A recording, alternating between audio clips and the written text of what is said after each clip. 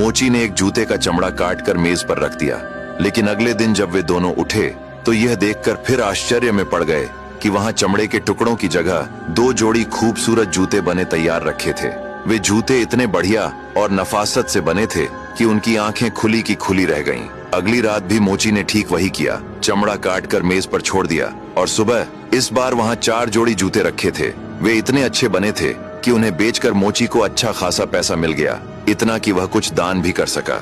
4 जोड़ी जूते बेचने के बाद उसके पास इतना धन हो गया कि वह 8 जोड़ी जूते बनाने लायक चमड़ा खरीद सका। फिर यह 8 से 16, 16 से 32 और इसी तरह बढ़ता ही चला गया। धीरे धीरे वे दोनों काफी अमीर हो गए। एक रात मोची की पत्नी बोली, क्यों ना आज हम जाग कर देखें कि यह रहस्यमयी इंसान कौन है जो हमारी इतनी मदद कर रहा है। मोची को यह विचार अच्छा लगा। उन्होंने सोचा, जरूर कोई भला आदमी होगा जो रात को आकर चुपचाप जूते बनाता है। तो उस रात वे दोनों एक अलमारी के पीछे छिप गए ताकि देख सकें कि यह चमत्कार किसका काम है। आधी रात होते ही धीरे धीरे कमरे में कदमों की हल्की आवाज आई।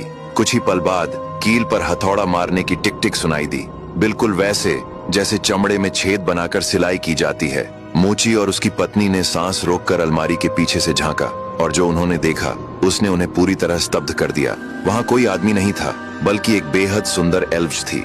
उसके नुकीले कान चमक रहे थे, बड़ी चमकीली आंखें उत्साह से भरी थीं और चेहरे पर एक प्यारी सी मुस्कान थी। वह बड़ी निपुणता से चमड़े के टुकड़े जोड़ती, सुई से सिलती और हथौड़े से उन्हें सही आकार देती रही। सारी रात वह बिना थके काम करती रही और सुबह की पहली किरण फूटने से ठीक पहले अपना काम पूरा करके चुपचाप वहां से चली गई। लेकिन सबसे अजीब बात यह थी कि उसके पैर बिल्कुल नंगे थे।